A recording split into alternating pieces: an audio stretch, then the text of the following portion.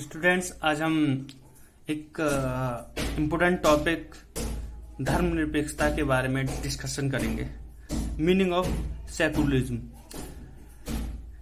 छात्रों, धर्मनिरपेक्षता के बारे में अध्ययन कराने से पूर्व एक बात जान लेते हैं कि हम जो डिस्कस कर रहे हैं वह फिलॉसफी के पॉइंट ऑफ व्यू से इसका अध्ययन कर रहे हैं। तो हमें एक बात विशेष रूप से जान लेनी होगी कि धर्मनिरपेक्षता और धर्मनिरपेक्ष जो वर्ड है वो टू द पॉइंट संविधान में, हमारे कॉन्स्टिट्यूशन में टू द पॉइंट की बात करें तो संविधान में संविधान या कॉन्स्टिट्यूशन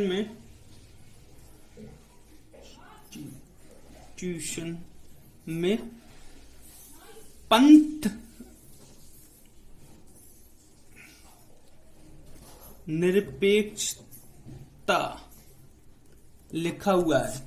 जो 42वां संशोधन हुआ था 1976 में, जब हमारे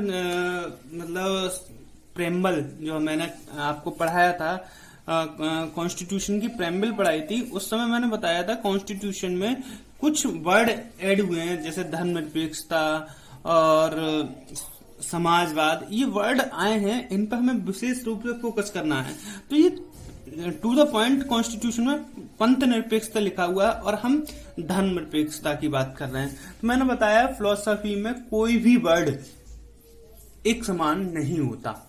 तो हम थोड़ा सा फिलॉसफी की पॉइंट ऑफ व्यू से देख लेते हैं कि धर्मनिरपेक्षता और पंथ निरपेक्षता में अंतर क्या होता है। धर्म क्या होता है, धर्म का अर्थ क्या होता है। हम कहें कि यह हिंदू धर्म है, वो मुस्लिम धर्म है, यह वो क्रिश्चियन धर्म है, तो वो धर्म जब है जब हम उसे धारण कर लेंगे। ठीक है, धर्म कब कहलाता है? जब हम किसी की अवधारणा को धारण कर लें, आत्मसात कर लें, तो वो धर्म कहलाता है। जैसे मेरा जन्म मान लीजिए किस में हुआ है, मेरा मान लीजिए का मैं सनातन धर्म में पैदा हुआ हूं और मुझे इस्लाम धर्म में जाना है, तो मैंने इस्लाम की सारी बातें धारण की हैं, पहनावा नहीं। जैसे मैंने टोपी पहन ली या फिर दाढ़ी लंबी कर ली या जो वो पजामा कुर्ता पहनते हैं वो पहन लिया, तो वो मैंने धारण थोड़ी नहीं किया है, वो एक पहनावा पहना है। मैंने जब धारण कर लूंगा तो वो धर्म हो गया। और पंथ की बात जब आती है तो पंथ क्या है? पंथ वे ऑफ, एक रास्ता है, वे ऑफ कहें तो रिलीजियस का एक रास्ता है। तो हम किसी भी रास्ते को या किसी भी पंथ को, पंथ मतलब पथ की बात कर रहे हैं, पंथ निरपेक्ष। ठीक है, किसी भी रास्ते पर हम जो चलने की प्रक्रिया है हम उसको निरपेक्षता के भाव से देखते हैं। यानी कि हम कह सकते हैं सेपरेशन ऑफ रिलीजियन, क्या कहें, एक इंग्लिश में कहें तो धर्मनिरपेक्षता से separation of religious from state. हमारे धर्मनिरपेक्षता से क्या हो जाएगा, हम धर्म को राज्य से बिल्कुल अलग कर देंगे। हमारा ये होगा। क्लियर? अब धर्मनिरपेक्षता के बारे में डेफिनेशन पढ़ लेते हैं। धर्मनिरपेक्षता होती क्या है? धर्मनिरपेक्षता का अर्थ है कि राज्य, राजनीति या किसी गैर धार्मिक मामलों से धर्म को दूर रखने तथा सरकार धर्म के आधार पर किसी भी चीज का भेदभाव ना करे, यही धर्मनिरपेक्षता कहलाती है। क्लियर? जो ही मैंने वो बताया था, separation of religious from state. धर्म के आधार पर हम राज्य बिल्कुल अलग है। क्लियर? राज्य किसी भी धर्म को ना प्रॉफिट पहुंचाएगा और ना ही हानि पहुंचाएगा, लॉस पहुंचाएगा। क्लियर? अब हमारे भारतीय संविधान में धर्मनिरपेक्षता का अर्थ क्या है? Meaning of secularism in Indian constitution. तो नंबर 3 पॉइंटों पर विशेष फोकस किया है हमारे संविधान ने।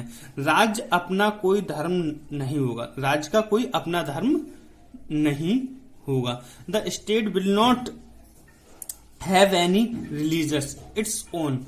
मतलब जो राज्य है उसका कोई अपना धर्म नहीं है और राज्य सभी धर्मों का समान आदर करेगा।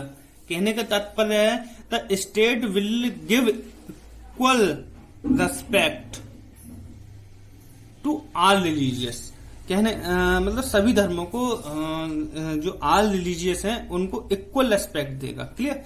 और नंबर 3, जो राज्य है वो जो भी सेवाएं प्रदान करेगा वो सार्वजनिक सेवाओं के लिए समान पहुंचाएगा, मतलब सभी को समान सेवाएं देगा। क्लियर। कह सकते हैं हम equal access the public service. Clear. अब हम पढ़ लेते हैं धर्मनिरपेक्षता के सिद्धांत, प्रिंसिपल ऑफ सेकुलरिज्म। इसमें जो वो हैं धर्मनिरपेक्षता के प्रिंसिपल हैं उनको कह सकते हैं धर्म राज्य से अलग करना, धर्म को राज्य से अलग करना। धर्मनिरपेक्षता का सिद्धांत क्या है? धर्म को और राज्य को आपस में नहीं मिलाना है। Clear. Separation of religion from state. और दूसरा कह सकते हैं हम धर्मनिरपेक्षता विश्वासियों और गैर विश्वासियों दोनों की रक्षा करेगा। मतलब कोई मान लीजिए धर्म को विश्वास करता है, जो धर्म पर विश्वास नहीं करता है, उन दोनों की ही रक्षा करेगा। क्लियर। और कह सकते हैं हम secularism protects both believers and non believers. और धर्मनिरपेक्षता लोकतंत्र और निष्पक्षता के बारे में है। जो धर्मनिरपेक्षता है वो लोकतंत्र और निष्पक्षता के बारे में है। क्लियर। सार्वजनिक सेवाओं के लिए समान पहुंच, मतलब जो भी सरकार जो सेवाएं देगी वो धर्म देखकर नहीं देगी। तो कह सकते हैं हम इक्वल एक्यूज पब्लिक सर्विस, मतलब चाहे वो हिंदू हो चाहे मुस्लिम हो, जो सार्वजनिक सेवाएं हैं वो सभी को मिलेंगी। क्लियर। धर्मनिरपेक्षता अभिव्यक्ति की रक्षा करेगा, अभिव्यक्ति की रक्षा करेगा। जो कह सकते हैं सेकुलरिज्म प्रोटेक्ट्स एक्सप्रेशन। यही चीज आज हमारे भारत में बहुत ज्यादा होती है, धर्म के नाम पर हम अपनी कोई भी भड़ास निकाल लेते हैं। क्लियर। और अब हमारे संविधान में कौन कौन से प्रोविजन है उनके बारे में, धर्मनिरपेक्षता के संबंध में कौन कौन से प्रोविजन है उनके बारे में बात कर लेते हैं, डिस्कस कर लेते हैं। छात्रों, हमारा जो प्रोविजन है इंडियन कॉन्स्टिट्यूशन में वो मुख्य रूप से 3 ही, आर्टिकल 25 और आर्टिकल 26 और आर्टिकल 27। आर्टिकल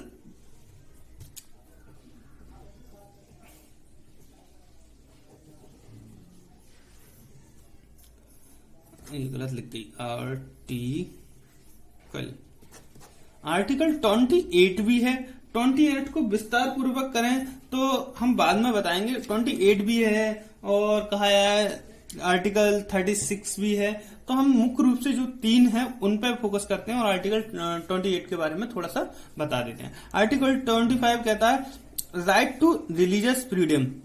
कहने का मतलब है धार्मिक स्वतंत्रता का अधिकार, कोई भी व्यक्ति कोई भी धर्म ले सकता है। Article 26 right to stable religious institute, कोई भी व्यक्ति कोई भी धार्मिक संस्थान बना सकता है, बिल्डअप कर दे सकता है। आर्टिकल 27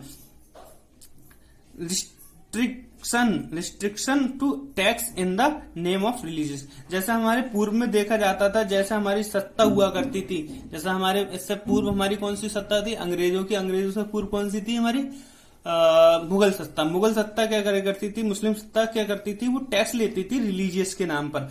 हम मंदिर में जाते थे तो वो दर्शन के लिए टैक्स लेती थी, परंतु हमारी गवर्नमेंट ने इसको बहुत अच्छा कर दिया है कि हम धर्म के नाम पर कोई भी टैक्स नहीं देते हैं। लास्ट 28 के बारे में थोड़ा सा डिस्कस कर लेते हैं कि अगर हम मतलब ये कॉलेज से संबंधित इस वजह से डिस्कस कर रहे हैं हम, जैसे हम कॉलेज में किसी भी स्टूडेंट्स को धार्मिक शिक्षा नहीं दे सकते सरकारी संस्थाओं में, और प्राइवेट संस्थाओं में हम धार्मिक शिक्षा दे सकते हैं, परंतु छात्र की मर्जी के अकॉर्डिंग।